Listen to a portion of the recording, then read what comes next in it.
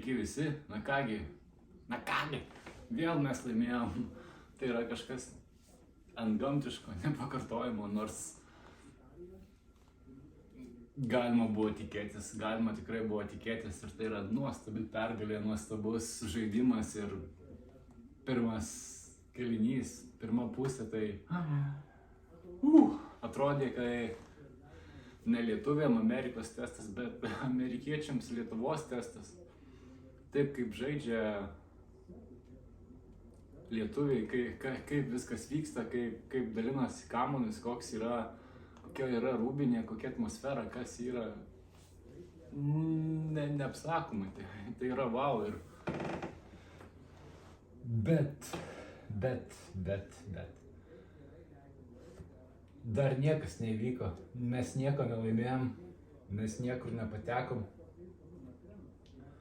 Iš 8 komandų einančių toliau yra 2 iš Amerikos žemyno ir 6 iš Europos. Jeigu dar būtų Ispanija laimėjęs, būtų 7 komandos iš Europos,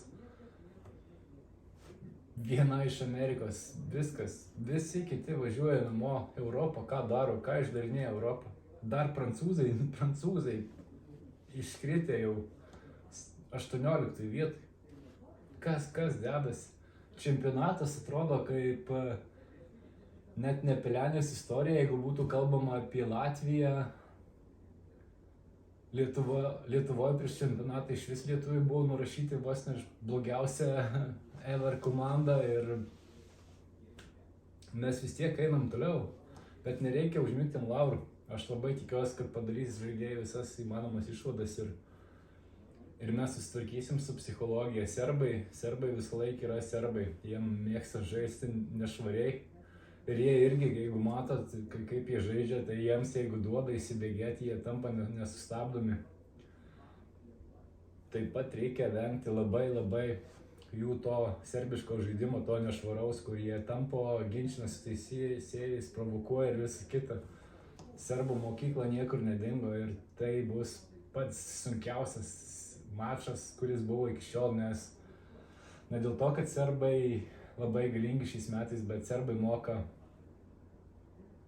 labai įvelti į savo šūdinas žaidimus, į savo purvinus žaidimus, bet tikėkime, kad lietuviai visgi yra mentaliai, psichologiškai ir morališkai visai kitaip, yra kitam lygiai ir kad viskas bus suvaldyta, tos visos emocijos ir kad pagaliau pasvajosim apie medalius ir laukti liko visiškai nedaug, antradienį jau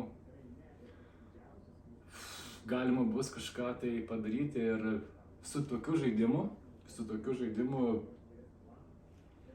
nesakysiu nieko, jūs parašykite komentaruose, jeigu matot ir važiuojam toliau.